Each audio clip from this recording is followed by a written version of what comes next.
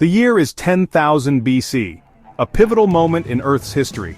The Great Ice Age, a period of immense glacial expansion and frigid temperatures, is finally ending, its grip on the planet loosening, and the world is transforming at an unprecedented rate. Ecosystems are in flux, weather patterns are shifting, and the very face of the Earth is being reshaped.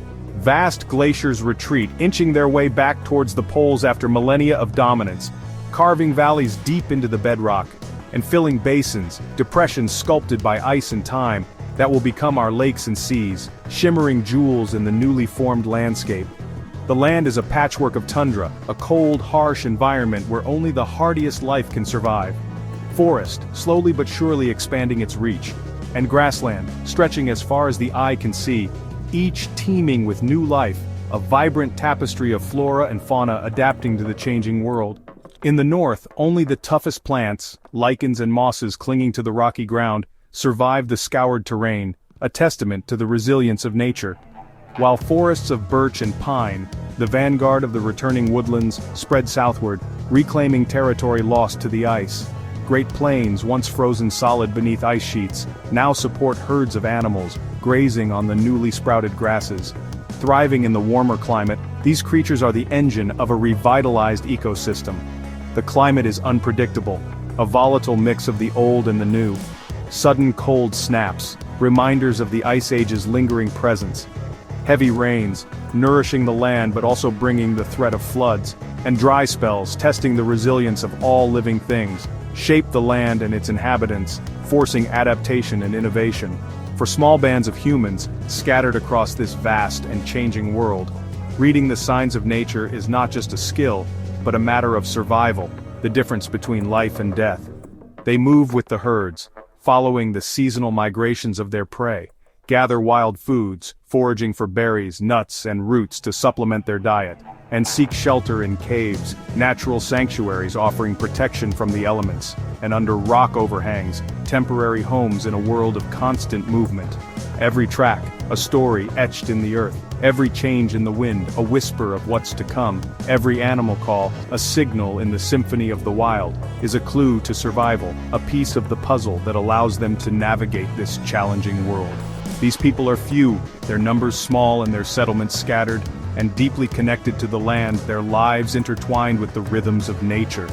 Their senses are honed to a sharpness we can barely imagine, a heightened awareness born of necessity.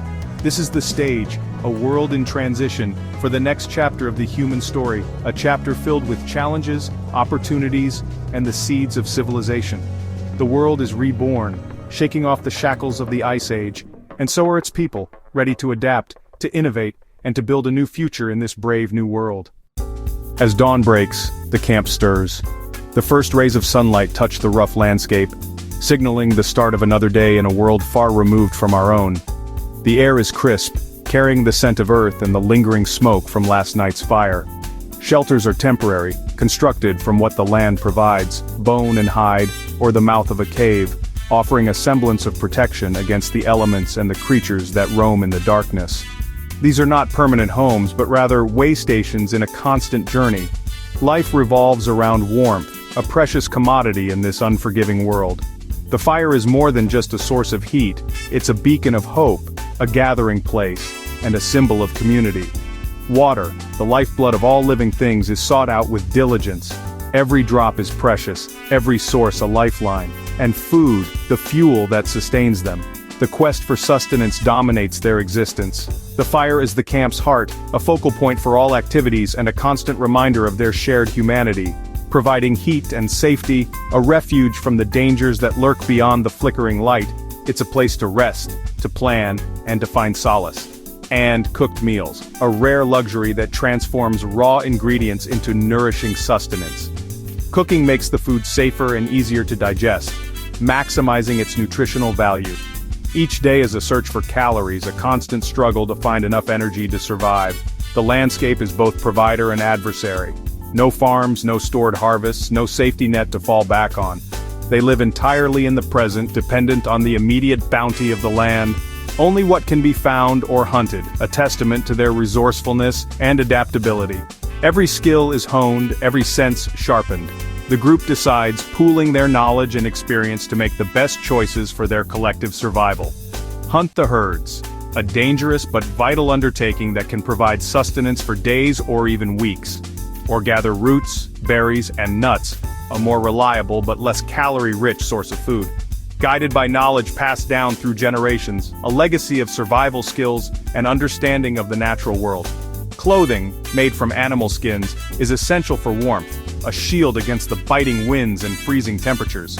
Scraped, treated, and stitched with bone needles and sinew, a laborious process that transforms raw hides into protective garments. Shelter is often found in caves, natural formations that offer protection from the elements and predators. But where none exist, ingenious structures of mammoth bone and hide are built, a testament to their creativity and resilience. Every task is about survival, but also about connection to the land, a deep understanding of its rhythms and resources.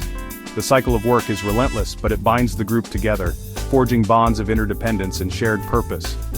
Each day is a test of skill, knowledge, and adaptability, pushing them to their limits and forcing them to innovate. Survival is never guaranteed, but their bond with nature is unbreakable, a testament to their enduring spirit and their deep connection to the world around them.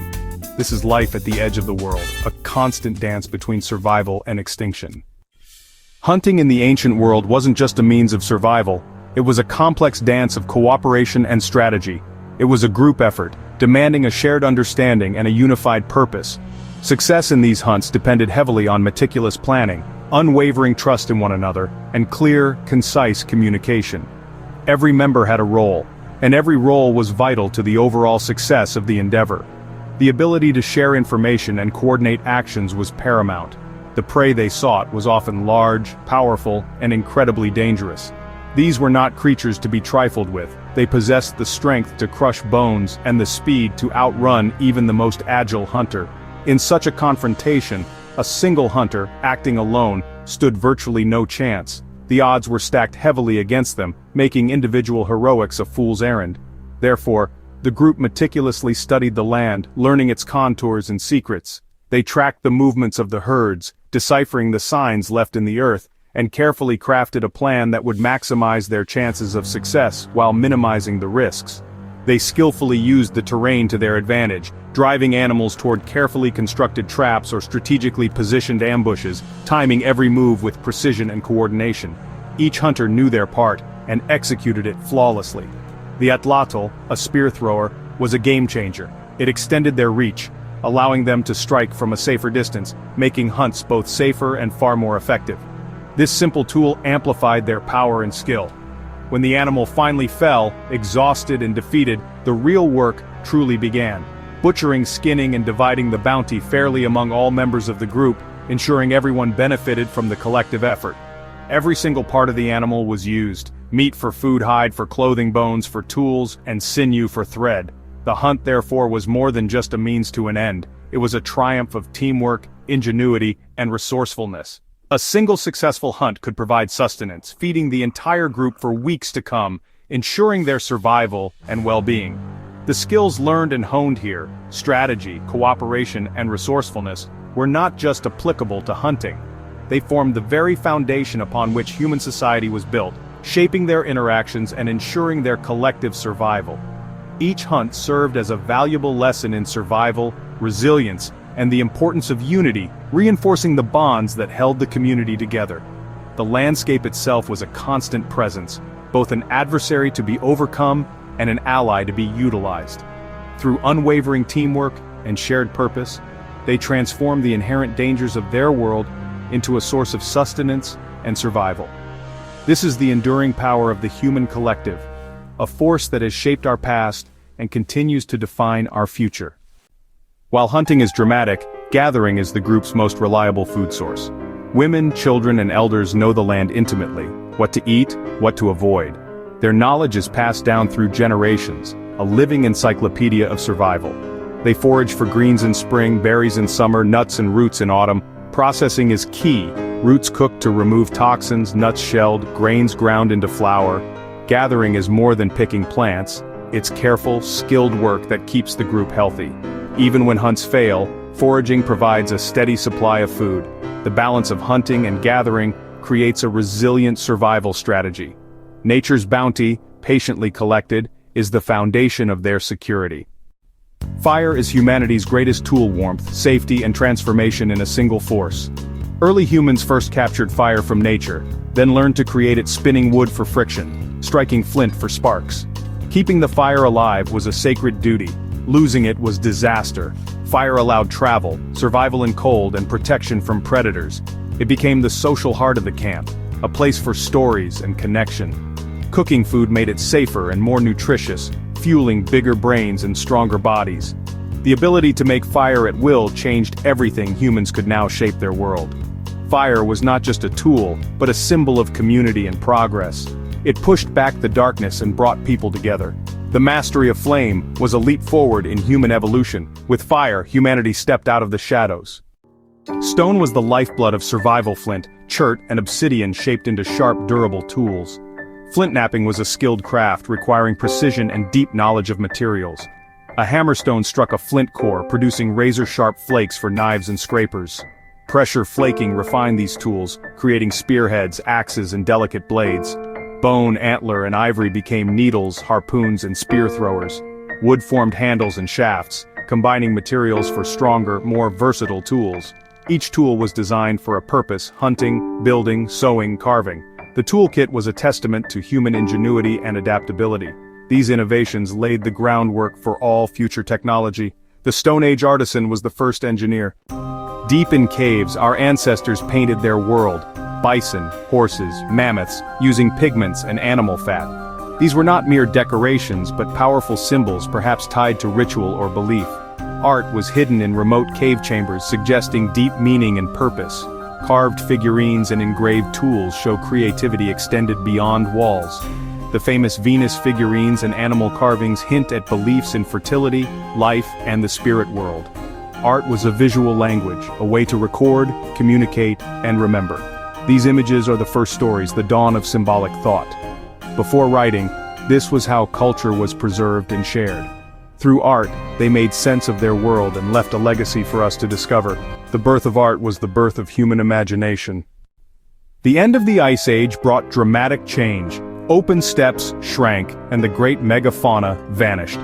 Hunters faced a crisis as mammoths and giant elk disappeared, forcing new strategies. They turned to smaller forest animals, developing stealth and new tools like the bow and arrow. Warming climates opened new lands. Rivers, lakes, and coasts teemed with life.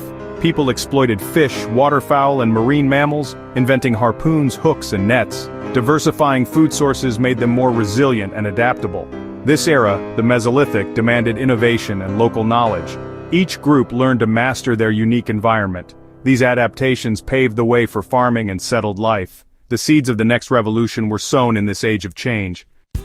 The hunter-gatherers of 10,000 BC laid the foundations of civilization. Their survival forged cooperation, communication, and creativity, traits we still rely on. Teamwork, resource sharing, and social bonds became the core of human society. Mastery of tools and fire sparked all future technology. Art and symbolic thought marked the birth of language, culture, and religion. These were not primitive people but adaptable, intelligent survivors. Their innovations shaped the world we know today. Their journey through the end of the Ice Age was humanity's first great step, and their legacy lives on in us.